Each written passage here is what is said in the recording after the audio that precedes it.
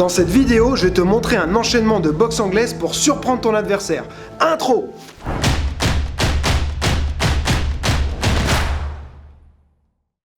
Salut, bienvenue sur gregot.com. Donc aujourd'hui là je vais te montrer quelque chose qui n'est pas de la boxe académique, mais c'est le genre de technique qui pourrait être utilisée par Lomachenko. Après on a d'autres boxeurs plus anciens comme Sugar Ray, tout ça, qui avaient des styles peu académiques avec des techniques un petit peu qui sortent des sentiers battus. Donc je vais me mettre devant le sac. On va commencer tout simple par un jab cross jab. Ok, donc je me mets à distance. 1, 2, 3. Ok, on n'oublie pas à chaque fois retour des points au visage, on met son pivot sur son cross et on revient. Donc je fais 1, 2, 3 et je reviens. 1, 2, 3. Ok, donc ça, on va dire pour l'instant c'est académique, c'est assez facile.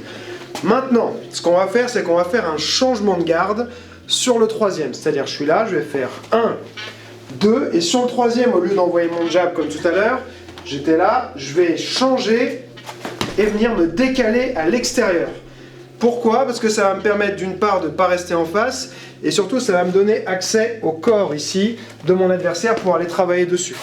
Hein, souvent on va plus facilement pouvoir aller attaquer au corps du côté du bras avant, on est mieux protégé que quand on attaque du côté de son bras arrière. Okay, donc là on va se retrouver à attaquer du côté du bras arrière mais en ayant la protection d'un bras avant. Donc je refais, ça fait 1, 2, 3. Ok, donc ça c'est la première étape, c'est déjà être à l'aise avec ça. Le changement. Je ne vais pas faire mon changement sur place. Là je suis resté sur place au même endroit. Je vais venir me décaler. Hein. Boum. Donc je dois non seulement me décaler mais en même temps me rapprocher. Encore une fois.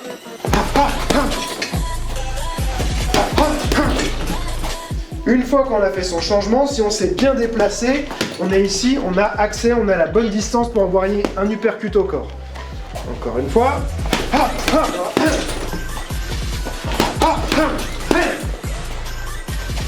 1, 2, 3, uppercut au corps, on n'oublie pas d'avoir sa garde bien levée de l'autre côté quand on frappe au corps.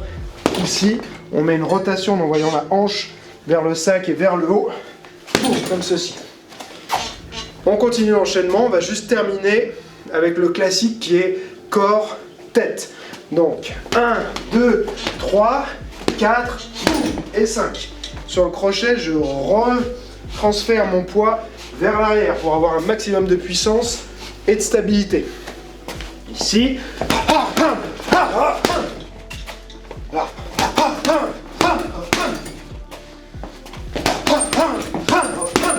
Un petit bonus, on peut rajouter un déplacement à la Lomachenko pour passer dans le dos de son adversaire. Donc on est là. 1, 2, 3, 4, 5 et je tourne. Ok, donc là, si on est droitier contre droitier, le bras avant, il est de ce côté-là. La jambe avant, elle est de ce côté-là. Et donc pour passer dans le dos, en général c'est ce qu'on fait. Lomachenko il passe facilement dans le dos parce qu'il est en général en gaucher contre droitier.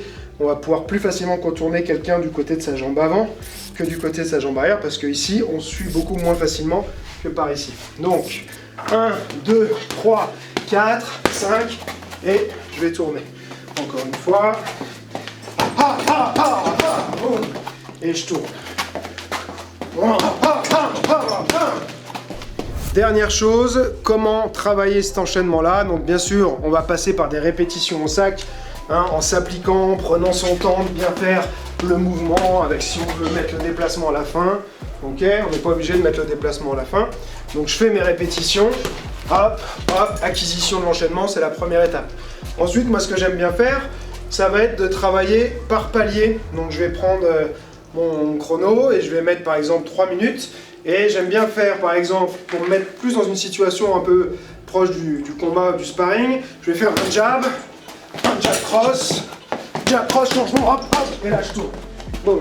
Et je recommence, et jab cross, changement, hop, hop, boum. Et là je me déplace, je peux mettre des feintes, travail de feinte, hop, hop, boum, un jab, je peux en mettre un autre jab cross, hop, hop, hop, boum. D'accord, donc je vais soit suivre une séquence déterminée, c'est-à-dire une fois jab cross, et au troisième je fais mon enchaînement complet, soit je m'entraîne simplement à de temps en temps faire des jabs, je peux faire des crochets, des jab cross, et là j'enclenche mon enchaînement. Ok, mais pour se retrouver plus dans une situation où on part pas directement avec cet enchaînement-là, d'abord on teste un peu la réaction de son adversaire. Et voilà, c'est la fin de cette vidéo. Deb, non, tu fous tout en l'air. Assis là. Et voilà, c'est la fin de cette vidéo, j'espère que ça t'a plu. Si c'est le cas, le seul moyen que je le sache, c'est que tu me laisses un petit commentaire. Donc va me laisser ton commentaire, dis-moi ce que t'en as pensé. Tu me laisses un commentaire, donc dis-moi tout.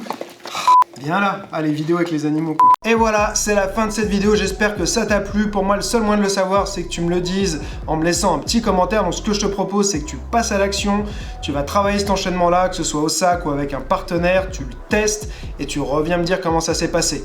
Et n'oublie pas, celui qui croit savoir n'apprend plus, alors garde l'esprit ouvert.